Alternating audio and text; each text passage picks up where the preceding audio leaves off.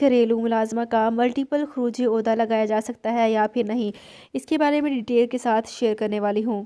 سعودی محکمہ passport and immigration جوازات میں داخلے کا ذیلی ادارہ ہے، جو کہ قوانین کے مطابق مملکت میں مقیم غیر ملکیوں کے اقامے، خروجی عہدہ اور خروج نہائی کے اجراء کے ذمہ دار ہے۔ کہ مملکت میں رہائش پذیر غیر ملکی افراد جب مستقل بنیاد پر اپنے ملک جاتے ہیں تو انہیں فائنل ایگزٹ، جسے عربی میں خروج نہائی کہا جاتا ہے، حاصل کرنا ضروری ہوتا ہے، جبکہ چھٹی پر جانے کے لیے خروجی عہدہ لینا ہوتا ہے۔ اس شخص کی ذمہ ٹریفک چالان ہو، اس کا اقامہ تجدید کیا جا سکتا ہے۔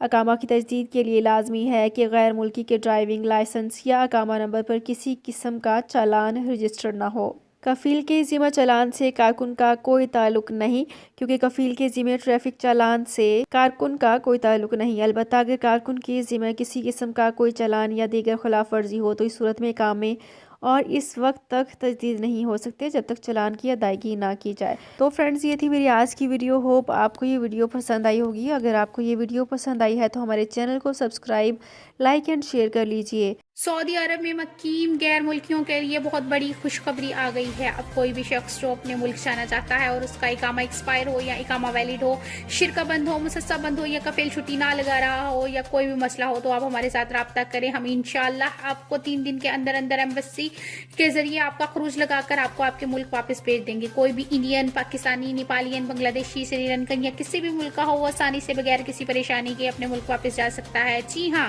اسکرین پر آپ کے سامنے جو نمبر شو ہو رہا ہے اس پر آپ کانٹیکٹ کریں۔ انشاءاللہ 3 دن کے اندر اندر آپ کو آپ کے ملک واپس بھیج دیا جائے گا۔ مطلوب کیس والے رابطہ نہ کریں۔ شکریہ۔